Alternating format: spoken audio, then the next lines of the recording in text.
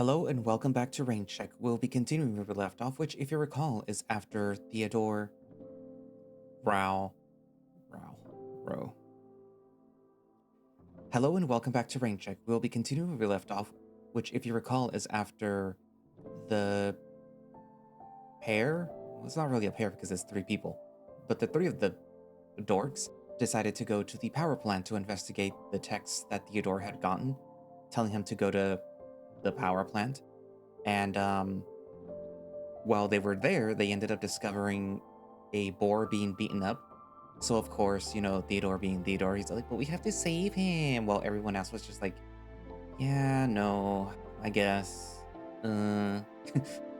So they decided, okay, fine, we'll intervene, save the boar, which they did after getting into a fight.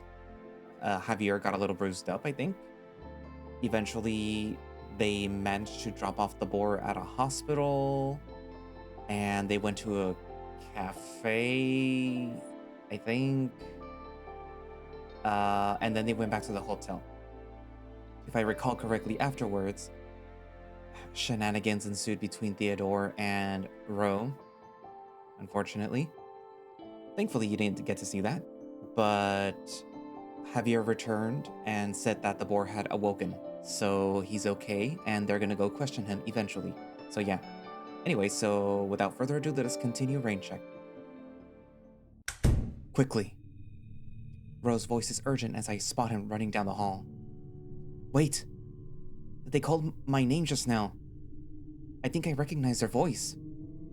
They did? He returns and we both glance at the storage door, skeptical of my words. Are you sure?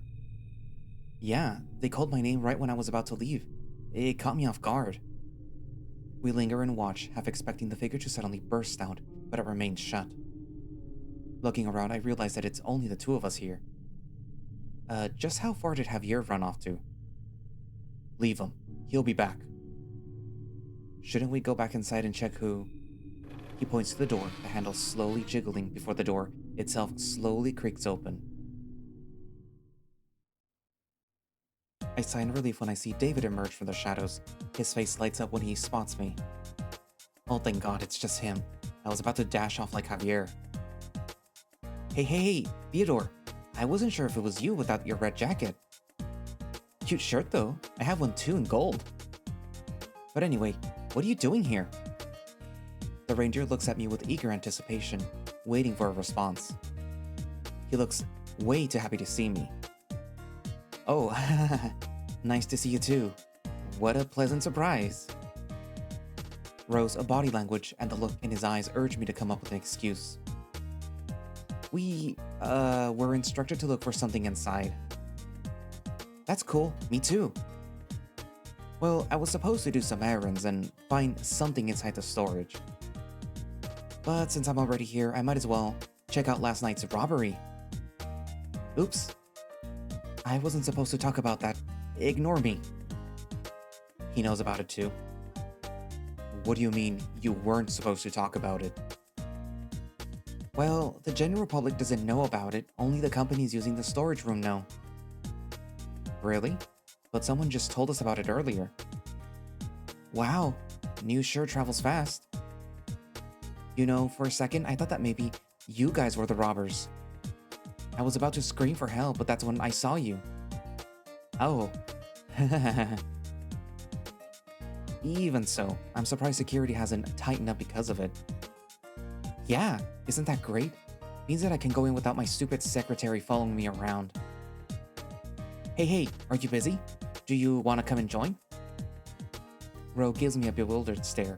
In response, I motion for him to just play along. Sure. I don't think that we'd mind. We should probably tell Javier that we're going back in. He shrugs and points back to me. Go for it. Sorry, David. Just a moment.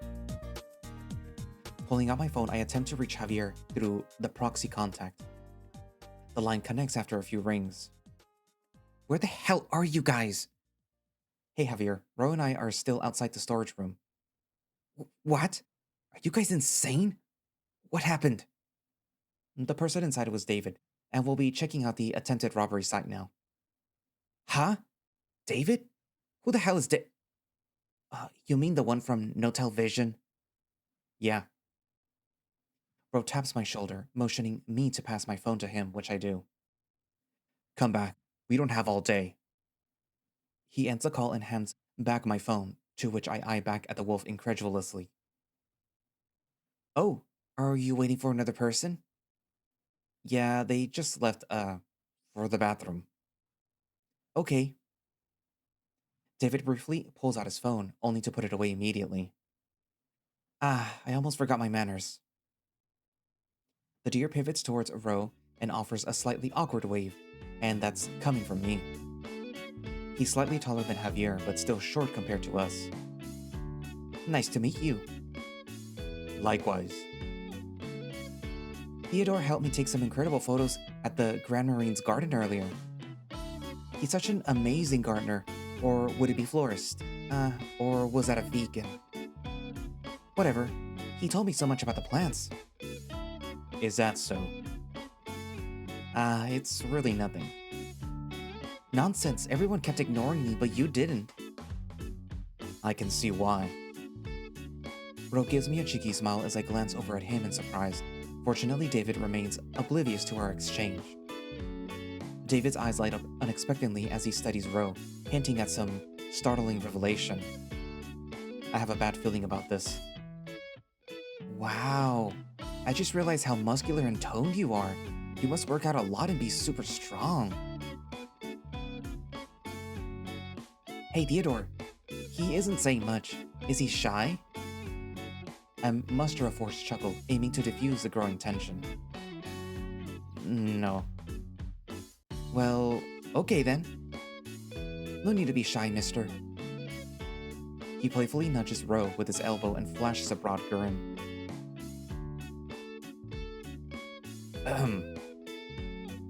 Uh-oh. Maybe I should change the subject. So, say David, while we wait for our friend to return, do you know why there's no security around? I just find it really strange. I agree. I found it odd earlier that there was no resistance. The ranger ponders for a moment before voicing his thoughts. Maybe it's because of what happened by the pool earlier? I don't know. Pool? You know, the pool in the Grand Marine? What happened? I don't know. I was playing on my phone when my secretary told me about it, but I wasn't really paying attention. All I know is that they told me that there was a big scene happening by the pool. There was a lot of police cars outside the hotel earlier this morning, though. Did someone drown or something? I don't know. Sounds like we missed it when we were out earlier. I'll let Javier know about this later. What do I need to know? That we're standing here, waiting for you. Took you long enough. Tss, I'll have you know that I treat my job seriously. When I run. Javier walks down the hall towards us before stopping and staring at David. Right. So, this is the rich kid. You know, I thought that you'd be a lot taller in person, like your father. I get that a lot. Remind me why we're still here? Ro nods subtly towards the reindeer, his gaze unwavering. David wants us to accompany him to the storage room. Yeah, I think it'd be fun to have some company. Also, after going inside, I don't think that I could reach some parts of the shelves myself. It sucks being so short sometimes. How relatable. Alright, let's head inside then. Hooray! David takes out a small black key and unlocks the door. Apparently he needs to apply a considerable amount of effort to open it. Ro really made that door look easy. As we venture back in, the stale air prickles my nostrils once more, but I manage to endure it this time. Following David through the maze of shelves, his gaze fixed forward, it's clear that he knows exactly where he's headed. Ro briefs Javier about the pool incident while I strain to examine the dimly lit surroundings more closely. Now that I'm inside for a bit, the room's a lot smaller than I thought. Really? The pool? Was there a drowning? Hey, that's what I said. I don't know. But hey, I also heard that there was some kind of incident at the casino yesterday. Apparently some drug addict sneaked in and caused problems. Do you guys know anything about that? My attention swiftly turns to Ro, my heart throbbing with unease at the mention of the casino. He meets my gaze with a comforting look before subtly shaking his head. No, we don't. What happened? And where did you hear about this? We were informed by the hotel staff that something happened. Didn't matter to me though. I was touching up my photos at the time. Any reason why staff didn't tell us about this? Oh, you guys didn't know? I think maybe they told the VIPs that were staying at the penthouse, like my dad. I don't know though. I wasn't paying attention. We trail the reindeer deeper into the storage area until we encounter another imposing black door. I've trespassed my fair share, but there's something about this place that feels more unnerving than the power plant earlier. Okay, here's the storage. But I thought that we were already in the storage area. I think this room ahead is for the companies, and the room here is for the convention center. I'm not really sure. I was just told that there would be another door that I'd need to enter. Interesting. That would make sense. There's too high of a risk keeping things out here. By the way, David, you probably wouldn't know this, but do you know if you have any footage of the robber that tried to break in last night? Actually, I wanted to see the footage too. I thought that it'd be cool. But that's when I learned that there's no cameras inside the storage area here, for privacy reasons. Really? How perfect. Wait, so the thing that we're looking for is likely in there, isn't it? My voice is quiet and directed towards Ro, trying my best not to alert David. Most likely. I couldn't spot anything on our way in besides trash. I look back to see David fiddling with the door, trying to get it open. Uh-oh. Hey, mister, could you help me open the door? I think it's stuck. I see David waving at Ro for help, a look of concern evident on his face. The name's Ro, by the way. Ro steps up and tries to open it, but the door remains stubbornly immovable. Is there a key for this or something? I'm not sure. Maybe I should have paid more attention. It doesn't look like it. No keyhole or anything. The wolf shifts his weight, pressing his shoulder and upper body against the door in another attempt to open it, causing the entire structure to tremble.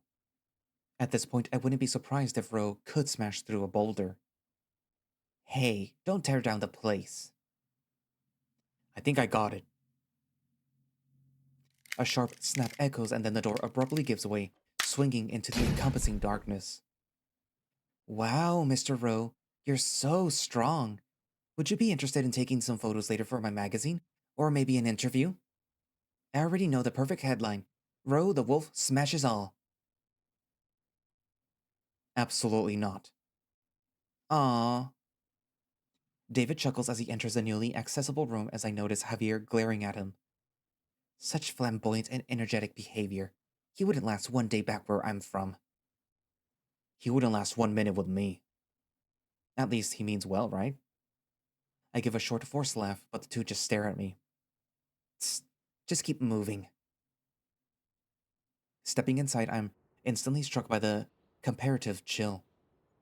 Feels like I'm in one of those walk-in freezers at the grocery store. Good, it's empty. Is it just me, or is it freezing in here? It's just you. Found the light switch. The sudden burst of light in the room momentarily blinds me. Whoa. This place is huge. We should spread out and look around. I glance around to find Javier by the entrance, eyes scanning the room from his vantage point, his paws idly fiddling with his bit flipper. I'll be staying here. If you guys find anything, let me know. Ro comes into sight, clutching a broken 2x4. Well, that explains the sound. Look at this joke. Whoever put this up didn't want us in, but they sure did a shitty job. Jesus, you are strong, Mr. Ro. My impression of David takes Ro by surprise, leaving him momentarily flustered. Stop. I don't need another reindeer to deal with. What? It's true. You just snapped that plank like it's a toothpick. My gaze shifts from Ro to the rest of the room, noting the sudden hush. Speaking of David, where is he? David? I call out, my line of sight hindered by the cluttered shelves and scattered equipment. Just as I'm preparing to call out again, I catch his voice, faintly from afar. Hey Theodore! I'm back here! You guys should come take a look at this! Ro and I share a glance of intrigue before quickening our pace towards the direction of his voice. From the way that he's shouting, something tells me that he found something big. Hey guys, look!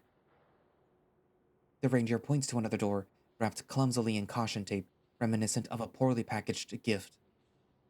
More doors? This place is huge. Storage unit 004? Huh. Ro points to the door tag on the side as David approaches the tape. The reindeer takes out his phone and snaps a couple of photos. How mysterious. Maybe I should start a new catalog for creepy photos like this. I'll call it The Mysterious Door. Oh god. David, who owns Unit 4? I'm not sure, but I can tell you that it's not No Televisions. We're 11 over there. Rose steps forward, pulling back the tape just enough to reveal the door behind. How strange. What is it? Come. David and I step beside Ro and carefully peer over the crack in the tape. For some reason, I anticipated a hole in the door or a blood stain, yet there's nothing at all. Ooh, I see. A door. But it looks normal, though. There goes my catalog idea. Yeah, it's just a couple of locks over the door. Exactly. Wasn't there an attempted robbery? Yet, there's no security anywhere, nor any signs of damage on this door. How was it an attempted robbery if there wasn't even an attempt?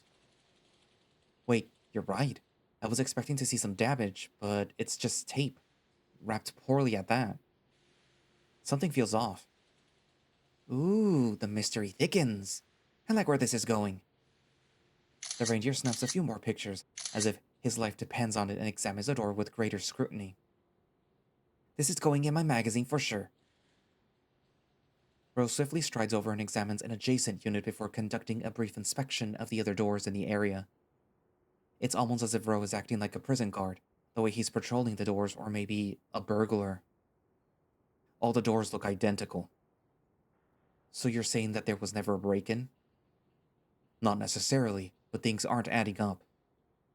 Think about it. First, Dust informed us that the robber couldn't get past the locks, but upon inspection, it's clear no tampering was attempted. Second, why was the entrance here barred off?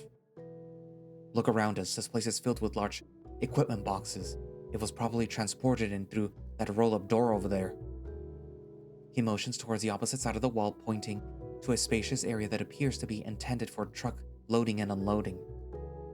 Lastly, why the fuck isn't there security anywhere? I understand what David said, but it's absurd that there's nobody around. Now that you mention it, we didn't run into anyone back here, well besides David. Ooh, I love a good mystery. Let me see if I can help. Oh, you really don't have to, David. You've done enough already. But this looks fun. Dad always wanted me to be a detective. Or was it a lawyer? This isn't really a game though. David, remind us again. You said that there's no cameras in here. Nope. So it's only the entrance in the hallway then. Maybe also outside the loading zones back there, but that's just a guess. You know, I was never the smartest when it came to this stuff, but what Mr. Rowe is saying makes sense. We all fall silent as we stare at the yellow tape in front of us as we try to digest what this could all mean. David suddenly springs to life, his eyes lighting up with a spark of realization as he gazes at us. Actually, give me a second. I think I know how to help. The reindeer gives us an enthusiastic nod before running back out. Wait. Finally, some peace and quiet. I wonder what he's up to. Becoming a lawyer, like what his dad always wanted. Well, in any case, there's still a couple more things annoying me. Huh, what's that? First, there's no cameras here. But there still might be hidden ones, and I can't check with my phone being dead. Oh crap, you're right. Maybe Javier can check for us. I suppose. But more importantly, how did they know that there was an attempted robbery, especially when none of the locks were damaged? And by they, I mean whoever first discovered the scene. Maybe it was the staff that walked in on it and replaced the locks after seeing the damage? You think so? That seems unlikely. But even then, what's with the lack of security personnel? I was expecting at least another person here. Hey, you two, I got good news and bad news. What is it? The good news is that there doesn't appear to be any hidden cameras here. I just finished a scan. The bad news is that the reindeer ran out. That sounds like good news to me. Oh yeah. He said that he might know a way to help us. The fox with a creased forehead looks intently at us and then turns his focus to the taped-off door beside us, gesturing towards it. Is this... It's supposedly the botched robbery from last night. Really? That's it?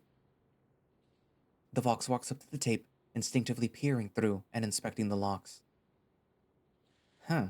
I was expecting to see something more dramatic. Well, might as well see what's inside, right? Give me a sec. I think I can pick these two. Ro and I observe in silence as we see the fox meticulously work the pick in his paw into the lock. A minute passes before we hear something drop to the floor. Shit. What is it? The pick snapped. Looks like I'm rustier than I thought. Uh-oh. Javier scratches his head and takes out his phone. Uh-oh is right. We're out of luck. I didn't bring a spare. Then let me fill you in on what we've been thinking so far. Ro delves into his thoughts, pointing out the particularities that he's noticed, the puzzling door barricade, the unaltered locks, and the conspicuous absence of security personnel. Now that you mention it, I did think that it was too easy getting back here. So I guess that's that. Can we have Ro try and open this door as well? I'm strong, but I'm not that strong. This door looks like it's made of reinforced steel. Flattered, though. Plus, I couldn't find what we were looking for when I was in the other room. We can't even investigate beyond these doors at the moment. It's disappointing, but alright. Let's proceed to our next point of interest then. What about David? Aren't we gonna wait for him? As if in response to my thoughts, I catch sight of a pair of antlers poking out from behind some shelves, moving swiftly towards us. I'm back! I got it! Surprised as we spin around to witness David sprinting towards us, swinging a hefty-sized keyring. Where the hell did he get that? Excuse me? What is that? I got the master keys. And how did you manage to do that? Oh, it was easy. I just went to the help desk and asked for the keys. They weren't interested in helping until I showed them my ID. Hehe. So this is what being a billionaire is like. They gave you the entire keyring? Just like that? Oh yeah, I guess so. We can open all the doors now if you want. I need to return it as soon as possible though, or the security will come after me. Javier and I look at each other before he shrugs back, prompting a nervous laugh from me. Ro plucks the keys from David's grasp and tosses them to Javier, who barely manages to catch them in time. Well, I guess that we can check what's inside the door now. He cycles through the keys, testing each one until a sudden click sound resonates. After a brief pause, he tears off the tape, enabling him to pull the door outward. Inside, a dimly lit room comes into view, with light streaming in from the main room, with several small boxes scattered about. The investigators cautiously step into the room, scrutinizing every detail with the assistance of a black light that Javier produced at the last moment. David and I carefully watch the two from the outside. It's a lot emptier than I thought. Maybe they cleared it out? Oh God, what is that smell? No idea what you're talking about. You don't smell it? It's like sweet, faint odor. I can't remember where I smelled this before. Ro ignores Javier's comment and fixes his attention to the ground. Doesn't appear to have much inside. But wait, these boxes. The wolf picks up one of the boxes to examine it, shakes it, and then tosses it back down. They belong to Cyprus. All these boxes are empty too. Wait, what do we have here? The fox leans over and pulls out a small gray rag from within one of the boxes. How suspicious. Let me take a look at it. They exchange the cloth around and Ro holds it up to the light. The wolf cautiously raised the cloth to his snout, only to recoil abruptly. Fucking... Ro coughs a few times, prompting Javier to take the rag from him and cautiously examine it himself. ¿Qué carajo? Javier scrunches up his face, pulling his sleeves over his nose and quickly ducking out of the storage room. It's chloroform. Chloroform? Are you okay? I rush to Javier's side. He looks like he's really out of it. Yeah, that would explain the smell. Ugh, starting to get a headache. The fox takes a few steps without my aid, but loses his balance, ultimately stumbling into David. Oh no, Mr. Fox, are you okay? Just a bit dizzy. I should be fine. Alright, I think we've seen enough. David, help Javier out of here. Theodore, help me clean up. We're leaving. Got it. Ro and I quickly tidy up, wiping away any prints, while David helps escort Javier out. Man, I hope that we don't have to come back here. It's freezing and it doesn't help that I'm in a t-shirt and shorts. Ugh, I don't think that the cold air inside did me any favors. Everyone good? Yeah, I think so. Wow, that was so much fun. We should do that more often. I couldn't find what I was looking for, though. I guess someone took the stuff that I was searching for or something. Hey, that reminds me. Are you guys undercover police? All eyes fixate on the reindeer, his gaze darting to his phone, in a sudden panic as an alarm blares. Oops, I need to head back and return the keys now. If you ever want to hang out again, I have the whole north penthouse block reserved in the Grand Marine. Bye. We all stare at David as he runs down the hall, only to return around and sprint the other way. We should get out of here too, before someone sees us. Good idea. Back in Ro's room, I'm straining to connect the dots as well as I can, but I'm drawing blanks. What if David's somehow involved in this? Ha! That's a good one. Haha, yeah, sorry, just thinking out loud. I think that's the funniest thing that you've said since I met you. The conversation wanes and Ro resumes his slow pacing. Suddenly he stops and pulls out a small notepad, jotting down thoughts fervently. The wolf moves across the room and shares his notes with Javier, the fox's gaze fixed on the rain trailing down the window. Theodore, besides David, do you have any other ideas on Cyprus?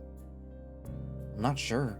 It still feels too open-ended to make any conclusions, like we're circling around a mystery. The wolf continues his methodical pacing, jotting down more thoughts before walking over and extending a notepad to me. Here. I can't read a single thing Ro wrote. It's just a bunch of scribbles. I'm having a hard time reading this. It kind of looks like a doctor wrote this. How fitting. You hear that, Ro? You were meant to be a doctor after all. Sure, only if you pay for the tuition. Yeah. Let me see what else you wrote. The fox snatches the note out of Ro's paw before scanning through them carefully. Locking themselves inside means that they left through the cargo door. The plants that we were looking for are gone, but attempted robbery was reported. Inconsistent. Chloroform was present, potentially used on someone. No security.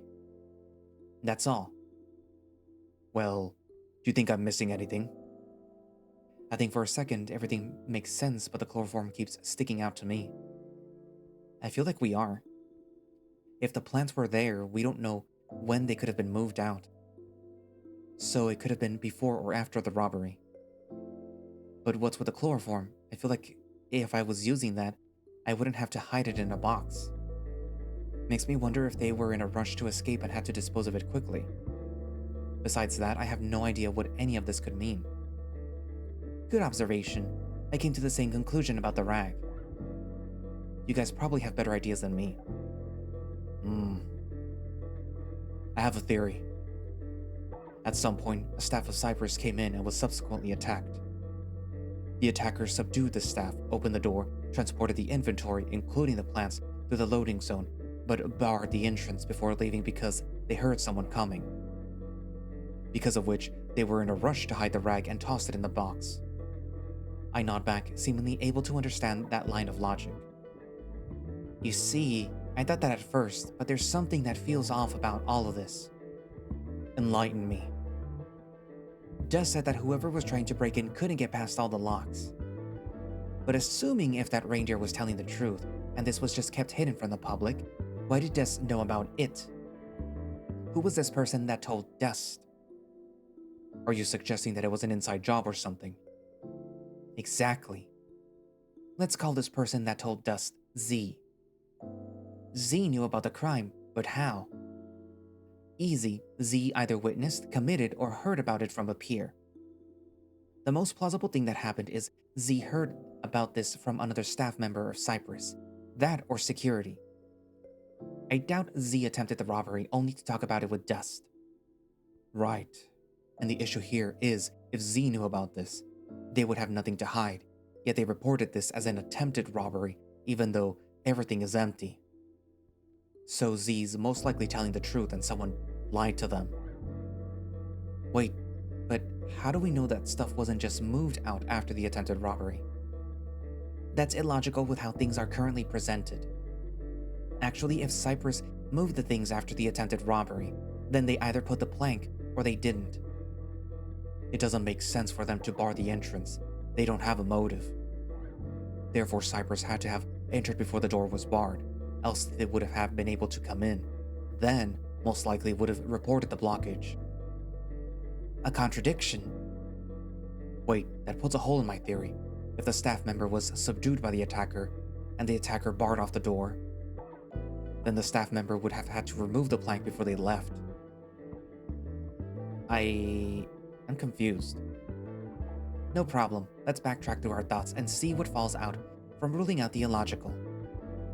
First, if we suppose that Z was right, and that it was an attempted robbery, that means that the reason that there's nothing inside was because Cyprus already moved it out afterwards. But that means that the plank must have been placed after Cyprus left too. If so, by whom? Either Cyprus or another company. Right. But why would another company barricade the door? More likely than not, it was probably Cyprus. And secondly, if we suppose Z was wrong, then someone lied to them, meaning that the robbery was actually successful. Which seems like the case with the chloroform and 2x4. The only issue is, why lie about it being an attempted robbery? Perhaps an inside job? A smuggling? Who knows? Either way, it feels like Cyprus is hiding something. So, what do you guys think really happened? Do you think that they're doing shady stuff and this is just the surface, or...? The fox strokes his chin for a second before plopping down on the sofa. Hard to say. I'm leaning towards Cyprus faking something. Naturally, they would have access down there, and it's easy enough for them to clear out their own unit, bar off the entrance, and leave through the loading zone in the back. Why? I don't know. But I'm going to bet my tail that it's related to the contents inside their storage room. Probably the plants, too. Noted. The wolf rips out a page from his notebook and neatly places it in one of the folders on his desk. I suggest that we continue the main investigation, perhaps from a different angle now. Agreed. We finish this task to the best of our abilities. We still have leads that will hopefully draw a clearer picture for us. Sorry to interrupt, but could you tell me more about the plants that we're searching for? Are they special or something? The two look at each other before Ro motions to Javier. Go ahead. Tell them. You know the details more than me. The fox sighs with a look of hesitation visible on his face. The plants we're looking for are man-made subspecies of fern. We don't know the specifics, but it's public knowledge that Cyprus has been developing something to absorb carbon dioxide and other heavy gases for a while now. We suspect that they're utilizing these ferns for their research, but not for the reasons that they claim. Oh, I hope these plants aren't dangerous or anything. I know that there's a lot of subspecies that ooze a bunch of white sap that's highly toxic.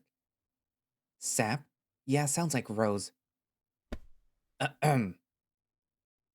We don't know, but this is related to a harbor fire that happened a couple of years ago in the city. Ring any bells? I don't think so. All you need to be aware of is that there was a significant chemical fire on a cargo ship, resulting in the death of everyone on board except for one survivor. Jesus, that's so tragic. Did Cyprus start the fire or something?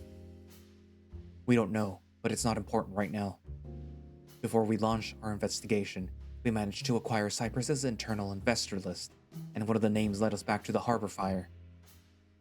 The catch is that particular name belonged to a company that went under shortly after the incident. The company being Blackout. What kind of company was Blackout? Research and development. I see. And what does this have to do with the harbor? The cargo ship was importing goods at said harbor, including some from Blackout. Strangely enough, it's rumored that their goods were the only thing completely destroyed. Other shipments only suffered minor damage. I sigh, weighed down by the complexity of it all. Okay, I think I get it. It's just a lot to wrap my hand around. So we're going to investigate Blackout now? Actually, I suggest that we take a short detour and look into this after we check up on our friend at the hospital. Agreed. You might get more information on your situation, Theodore. The mention of the incident earlier makes me nauseous, and I'm not particularly looking forward to what we might encounter later tonight. Do I have to go to? I was hoping that I could take things easy before tonight. Bro notices my apprehension and offers a reassuring pat on my back, gesturing towards the door. Assuming that they're awake. Don't you want to hear the events from the source?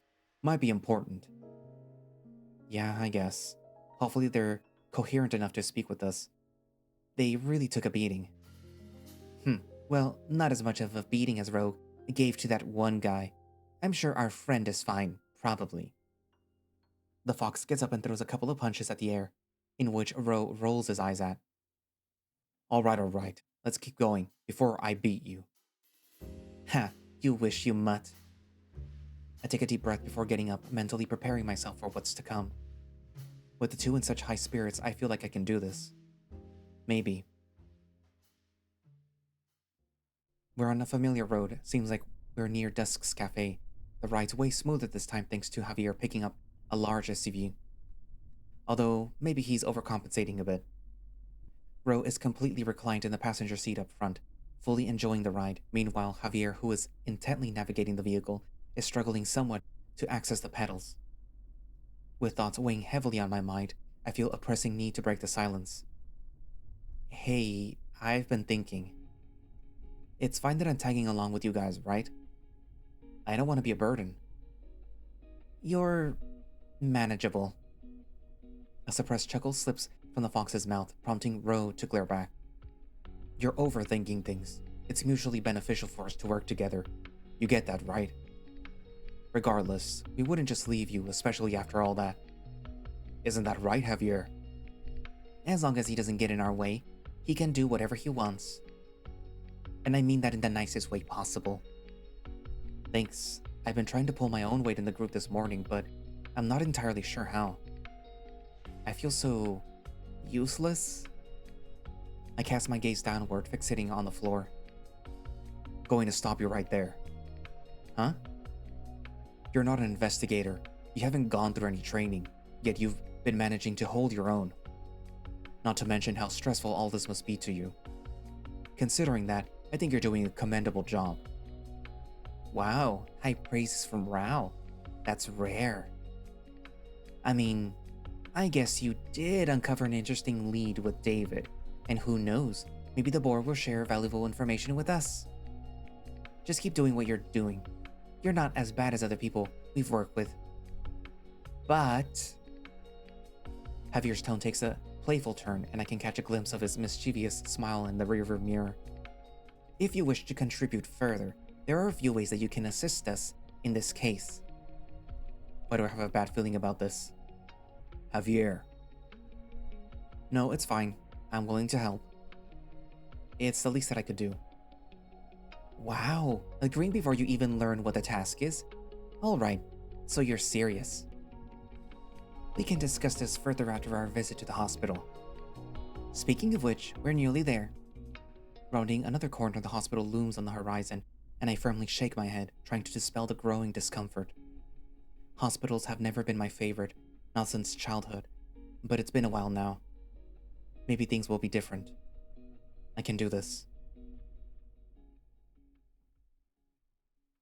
It's hard to imagine that it's been almost a decade since I was in a hospital.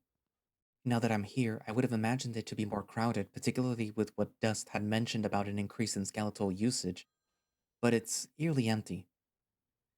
God, I'm so glad that I've been healthy all these years. This place gives me the creeps.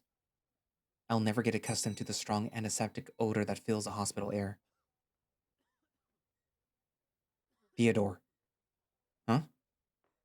The elevator's here. Javier sticks his head out from the elevator and glares at me. Yeah. You coming or not? Oh, sorry. Javier darts out as soon as the elevator doors slide open, making a swift left down the corridor. I prepare to follow when Rose steps in front of me with a worried look. You good? Yeah, I'm fine. Just not a fan of hospitals. Yeah, me neither. Let's hurry up and get out of here. Ro takes the lead and I follow, consciously avoiding any lingering glances into the open rooms. Eventually, we make a turn and spot Javier waiting impatiently outside a room down the hallway. About time. He knocks on the door and lets himself in as we approach. Ro enters, leaving me standing in the corridor, second-guessing my decision to go inside. Maybe waiting in the car would have been a better choice. The door opens again with Ro's head peeking out. There is a moment of hesitation as he beckons me in. Fuck it. Another one? My attention is immediately drawn to the terrified boar in the bed, his eyes locked onto mine. Ro and Javier stand on either side of him. I avert my gaze and quickly find a place to sit. Who are you people? Please don't hurt me. Could you stop yelling and listen? We're not here to hurt you. We just have some questions. Ro, you say something. This guy looks more afraid of you than me. Iridescent power plant. Sound familiar? We found you unconscious there. Well, not me, but him. The wolf turns towards me and gestures in my direction. I manage to muster an awkward nod in response to the anxious man's fearful gaze. Hi. You guys saved me?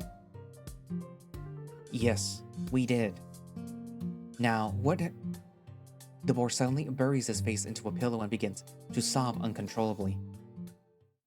Thank you so much. Wah.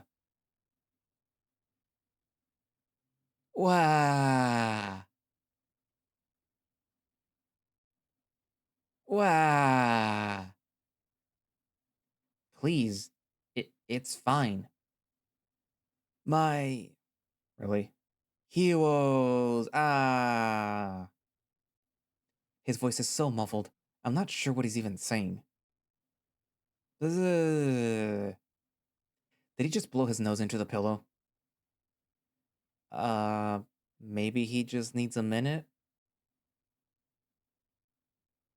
The boar wipes his face dry and attempts to sit up on the bed. Ow, ow, ow. Don't move. You need rest. Huh. Something's off. Wasn't he severely beaten? How does he have this much mobility? Now, why don't we get formalities out of the way? How shall we address you? Monty, with an I. Well, Monty with an I, would you like to explain what happened to you? Who attacked you?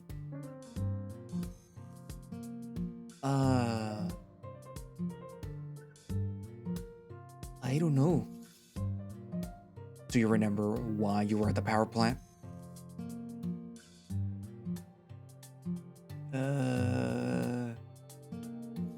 I don't know. It's all kind of a blur, you know? Blurry and dizzy. There is a brief pause, but when no one speaks, I rise from my seat and approach the others, hoping to help. What was he doing before the incident? If he knows who he is, what happened to his clothes? Well, he obviously knows who he is because he just said he was Monty with an I. What happened to his clothes? Well, that seems irrelevant. What was he doing before the incident? What about before the incident? Do you remember anything before that? Of course, I went to work yesterday. And what happened after work? I don't remember. It's all so hazy. Feels like he's hiding something. I kind of remember being there with someone. Maybe. Was I? You think? Where? With who? Oh, I remember now. You guys won't, hurt me, right? We wouldn't have waited until now to hurt you. 2 days ago, when I was leaving work, I was, attacked. Monty's voice is soft and quivering as he speaks, his demeanor clearly disturbed. Go on. I was in the parking lot when someone came up to me, crying for help. Honestly, I don't know if they were crying for help or crying from pain. Then out of nowhere, they whipped out this gun thing at me. Crazy, right? Holy shit. That's what I said too. I didn't know what to do. So I kinda just floored it. His voice fades, eyes growing dull and glazed. I think I ran him over. Is that all? Were they a short, mangy-looking cat? They were tall, kind of skinny, maybe a lion. It was dark, but their paws had these bandage things when they showed the gun.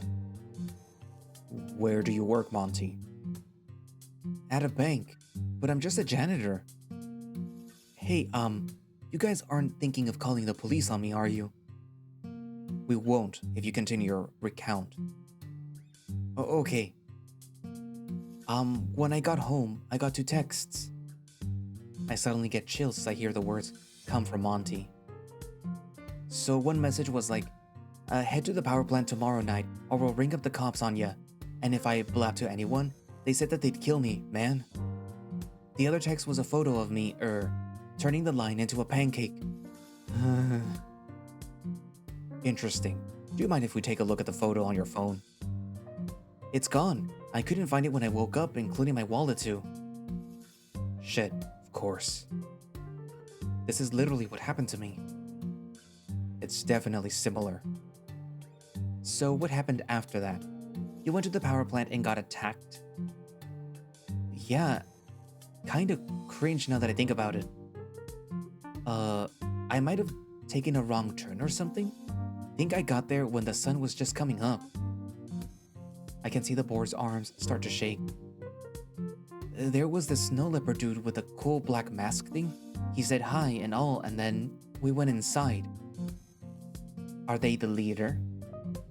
He started chatting about stuff, but I had no clue what he was on about. He was join blackout or else, but I'm pretty sure that meant killing me. Isn't this what Ro and Javier were talking about? At first I was sure, but then they told me that I had to murder someone. Definitely wasn't going to do that, so I ran. The boar buries his face back into his pillow, his sobs muffled by the fabric. And I'm guessing this is when he changed his mind and got attacked. Sounds like it. Bah! It was horrible. I don't ever want to experience something like that again.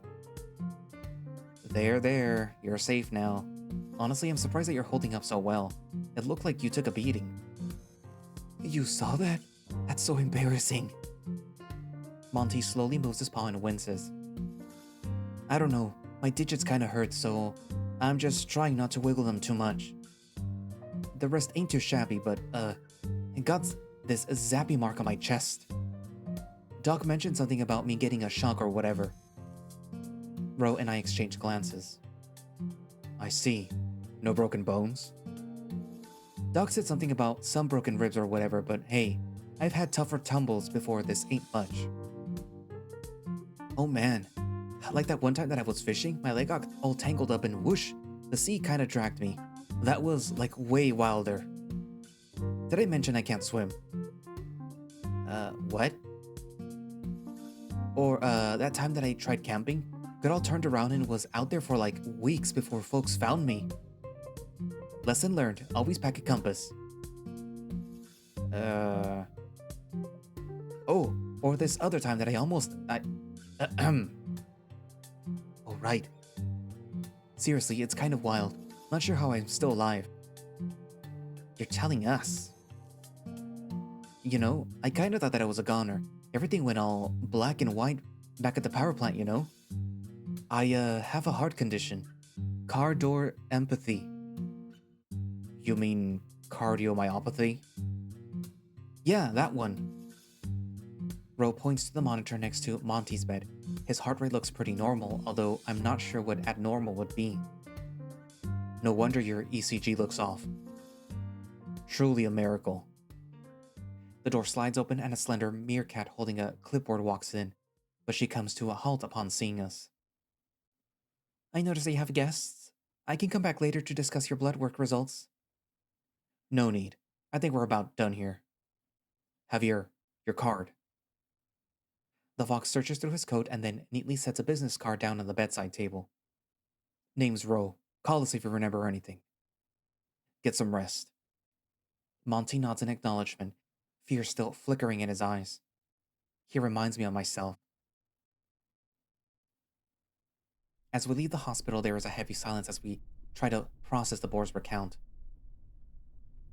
It doesn't help that I keep noticing Javier sneaking peeks at me through the rear view as he drives.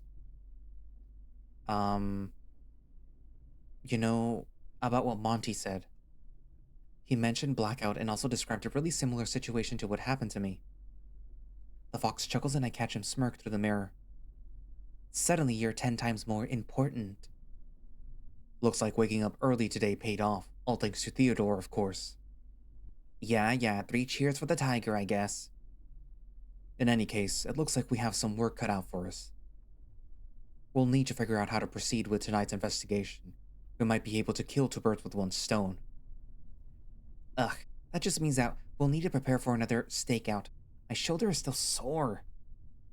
Speaking of which, Theodore, how's your leg? Bruised, but I'm managing. Go back and rest until tonight. You've had quite a day already. We'll pick you up later. Thank God, I can finally rest. Sure thing. I let out a sigh and look out the window. The rain's stopped, but those clouds look kinda moody. Man, guess I'm deep in this mess now. I wonder what all this means. We're here. Thanks, guys. Wait, before you go. You said that you wanted to be more useful, right? Yeah? Javier turns around from his seat and hands me a small device similar to the one that I used earlier. This is for me? And here I thought that you didn't trust him. What are you giving him a segmenter for? I just don't want him to slow us down. He eyes Ro defeatedly before returning his gaze on me. Anyway, like Rose said, it's a segmenter. It's not exactly like the one that you used earlier, but they all perform similar tasks. You ever used one of these before? Just like for science class or something? No, never. I don't think my school had funding for this kind of stuff. Tss. Okay, well, if you want to be useful, you should learn how to use this. Let me park first and I'll give you a demonstration inside. Let's make this quick. The duo swiftly walk towards the entrance and I follow, despite my injury slowing me down. Is there a reason that you can't explain it to me in the car? I'd rather not have you do any form of damage to the electronics around, i.e. my rental car. The hotel lobby should be a suitable place, especially with the kiosks I saw around. It's been a while since you used this row. Would you like to explain the functionality to Theodore? The wolf scratches his beard and stares at Javier. No. But if I must. A segmenter is exactly what it sounds like. I was wondering why those voices sounded so familiar. Good afternoon, gentlemen. Who is this guy? Do they know him? Lawrence. What are you doing here? Looking for you too, of course. Tried calling you, but it went to voicemail. Was just about to contact Javier. Luckily, I saw you two coming in. I thought you took off. I did, but our boss requested my assistance moments before I got on my plane. Regrettably, I am here now. He chuckles as no one says anything back. I am joking, of course. You didn't come here just to say hi, did you? No, I didn't. I came to deliver Javier the information that he requested from the office. Oh, I said that I was going to pick it up later this week. Thanks. The Grey Wolf takes out a piece of paper and a tiny USB from his coat pocket. There's also this. He waves the paper in his paw before giving it to Ro. How interesting. I don't think that I've seen this before. The boss wanted me to deliver that to you. What is this? An insignia? What about this address written underneath? Strange, I don't recognize this particular design. I glance over and see a gold circle-looking symbol on the paper. Address is at a local pub, around 10 blocks away from here. As for the symbol, I have no idea. I was hoping that you two would know, but I guess not. Regardless, I was asked to accompany the two of you and help figure out what this circle meant. What's the importance of this symbol? You're asking me. Boss told me to look into this, but didn't mention anything else about it. We can speak more about specifics tomorrow night. Wait, I just realized that you're coming along. This must be serious then. That won't be necessary. We're equipped to manage this on our own. An excess of personnel, particularly during a stakeout, could be counterproductive. As if brushing off Ro, Lawrence gives a chuckle and focuses on polishing his sunglasses with cloth from his coat. Of course, I wholeheartedly agree, but I'm just following orders. Besides, I didn't skip my flight to the tropics just to have you turn me down. Fine. When have I ever gotten in the way? Rao scoffs back at the Grey Wolf's question. This can't be good. You're kidding, right? What about that time that you destroyed the evidence Javier and I collected by the refinery? You're still hung up on that. It was either the evidence or your lives, you dolt. You know that we weren't in any danger. That's because I was the one who disabled the flame after I've removed the... There were no flames and I destroyed the main gas intake long before you got... Never mind. It doesn't matter. Just meet me at the specified location tomorrow night at 8 sharp. We will. The fox smiles back at the Grey Wolf before flashing a look of annoyance at Ro. Perfect. The tall, slender wolf finally turns to me, giving me a look of both curiosity and interest. You must be Theodore, correct? Apologies for letting you stand there. Yeah, and it's fine. I'm used to it. He extends his paw, which I hesitantly shake. His grip is quick but firm. A pleasure meeting you. I hope Javier and Ro have been treating you well, and you haven't been too inconvenienced. I know that they have a habit of making things more... extravagant. His tone is lighthearted, but his expression says otherwise. Yeah, they've been great. And that injury of yours, it looks fresh. What happened there? Hopefully not because of these two. I panic as he points to the slight purple patch on my thigh. How did he notice that? Shit, maybe I should lie about it, so I don't make them look bad. No, I accidentally tripped. Over in my room. In the bathtub. Lawrence stares at me with concern. Maybe he bought it? I see. Well then, do be more careful. I know the bathtubs have the tendency to fight back when they're wet. We can't have anything happen to Theodore, right guys? I don't think he bought it. Before I forget, this is for you. Huh? He passes me a small business card, similar to the one that Ro had given me. My brows furrow as I glare back at Lawrence, feeling a bit hesitant as I quickly tuck it into my pocket. Thanks. In case anything happens, you can also contact me. Anything else? No, that'll be all. I'll see you two tomorrow evening. The Grey Wolf casually turns on his heel and strolls out of the lobby. Ro lets out a deep, audible sigh while Javier tries to stifle a laugh. Careful of the bathtub. I had to come up with something. I didn't want you guys to look bad.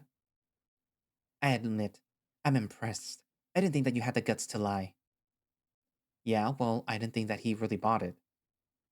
I shoot a glance at Ro. With him staying so quiet, something's clearly up. Everything okay? It's nothing. It's not nothing. Ro doesn't work well with Lawrence. They always clash with each other on ideas. It's not that. I can't shake the feeling that he's always scheming, something dubious. And this time's no different. Are you sure? Obviously, if Andrew wants him to tag along with us, something must be up. He's been solving every skeleton case recently, so if he's here, then this may be more complicated than we thought. Wait, if he's joining you guys tomorrow, is Cypress and these events related to skeleton? Maybe even Blackout? It's too early to tell, but we'll get more information tomorrow. If this is related to Blackout, then it might be somehow related to me. I know I should stay out of things, but now I'm curious. Maybe I'll see how things pan out tonight. What did he give you? His business card? Ro gestured towards my pocket, prompting me to dig out the card. Oh, yeah. Although I don't really see the purpose. A subtle growl emerges from Ro, his eyes locked onto Lawrence's business card before he abruptly stops and diverts his gaze. Go back to your room and get some rest. We'll notify you when we're on our way to pick you up. I'll see you later. Wait, what about... And with that, Ro walks out of the lobby. The fox simply shrugs and grins back at me. I didn't want to say it in front of his face, but he's furious. Of what, Lawrence? Probably. Tss, I do find it strange that he's here. He was supposed to be off on vacation. I clearly remember him making a fuss over who could have time off this week months ago. Rose probably fears that he has to spend time with him now. Is that really it? But didn't he say Lawrence was suspicious? Him being here instead of a vacation does sound pretty suspicious.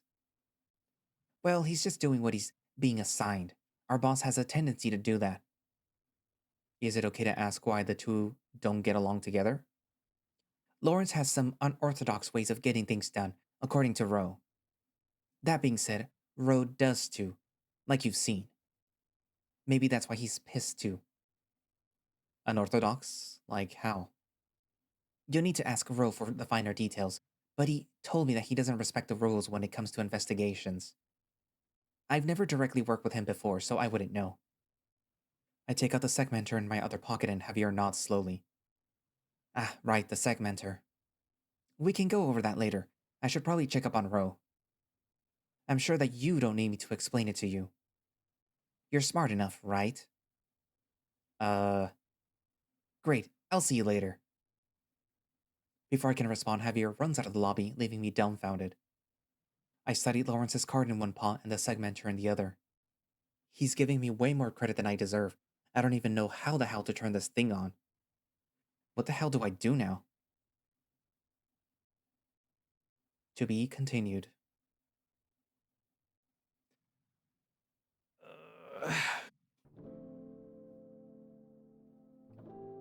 So, hmm. I kind of feel that the boar is leaving things out on purpose. He was way more animated than I expected, which weird, but I guess. Um, but yeah, either he's leaving things out on purpose or he literally just doesn't remember, which I mean, I guess is plausible given what happened to him. But still.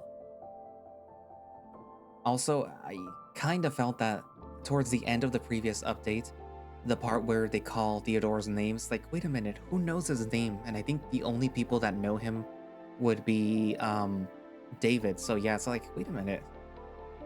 Could that have been him? So like, yeah, it was him. What else? The whole thing about somebody breaking in but then barring the door and then not being able to like break into the actual doors, but then nothing being inside, it kind of does feel like somebody did break in either through the actual door or through the loading bay door, which like if you're having something be super like secure, why do you have a loading bay door? It would make sense for that door to be in the other room before this one. But like I guess, I mean, if you're gonna have extra security for the other rooms, then I guess it's fine to have a loading bay door there, but like still, it's a little weird. The whole security thing or the lack of security in that area is a little weird too. You would think that you would have at least cameras to make sure that people in that area are safe, but there wasn't anything, so that was a little weird. And also, so a lot of that doesn't make sense within the story, not that the story doesn't make sense. My assumption is whoever broke in either broke in through the door or through the loading bay. They blocked the door because that is probably the most common way to go in. And they were able to actually get into the door to open like the one that was, quote unquote, not broken into. And since it was so easy for David to just get the key ring, I'm pretty sure that it must have been somebody that either is a staff member of the hotel, is pretending to be a staff member, or is a very important person like David. I'm also suspicious of the crew that Theodore runs into. The ones that were like working on an elevator or something, that were transporting something. My guess is that perhaps what they were transporting is actually what was in that room.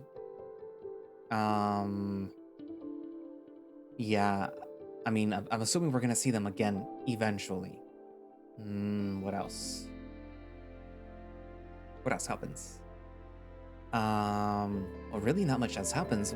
We talk about the vault.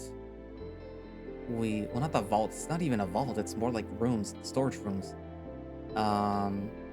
We see Monty with an eye, and that's about it. There's this Lawrence guy now, the wolf. I'm assuming that there is some other history besides, a difference in opinion on how they work between Ro and Lawrence. Because he kind of seems a bit more jealous rather than like, professional differences or not being able to work together. This seems more like personal. I mean, considering what has happened before in this visual novel between Ro and Theodore, I'm pretty sure that there is some relationship stuff for Lawrence and Ro. I mean, you kind of have to assume that. What else? Well, really not much else happened. So yeah, write down in the comments what you think so far, and thank you all for watching / listening. If you would like to play Rain Check yourself, you can do so by going down into the link in the description for the... Do they have an official Twitter page? I forget. But I will be linking all that relevant information down in the description, which should have a direct link for the itch.io page where you can download it, or you can just go to itch.io yourself, search for it, and download it there. I will also be posting a link for whatever support thing they might have, whether it be a Patreon or a coffee. I read so many things now that I completely forget who has a Patreon, who doesn't, who has a coffee, etc. I mean, I have a coffee. That will be linked down in the description. But yeah, also channel memberships. So, in case you haven't noticed by now, certain videos that have been uploading recently, and I'm talking to the public people, also some of the channel memberships people, they will have towards right now the list of the current channel members that have been supporting me as of October or whatever, when I open the channel memberships. But some of them might have more names than other ones in other videos, and that's because some of the videos are coming out of order. It's mostly due with which videos people want to see first. So like for right now, today is November the 1st. That should be undefeated, and those videos I think I recorded shortly after I opened the channel membership. So whatever, if any names are there, because I don't even remember if I put that on there, the list will probably be old compared to the newer videos, which are the Fierce to Fathom videos and the Halloween version of Rain Check. So those will have the newer names, but then Undefeated will have older names. So if you're wondering, for the channel members, why your name isn't on there on some of those videos, it's because that's an older video. I'm pretty sure, at least for the tier 2 channel members, that your names, well, that you have already seen those videos. Everyone else, it's new for them. So yeah. Also, talking about the channel memberships, if you subscribe to the channel memberships, you will get a little badge by your name. As you may or may not have already noticed, some of the commenters have little badges, some of them don't. And eventually, as they continue to support, the little badge will change a color until eventually, turns gay. It has a little rainbow thing. And they also get access to like little emoji thingamajiggers that they can access by, I think, because I only seen a few people use them, but I think it's the little, it's not the semicolon, it's the other one. And then typing yin, and then like a little drop-down list will appear with all the available emojis. But I think you can also just, press the emoji button when you're typing a comment, and it should show up with all the ones that are currently available. But yeah, anyways, so yeah. I hopefully remember to put up the list before all this, but yeah, so I guess that's it for now, and thank you all for watching, and yeah, that's the end of the video. Bye.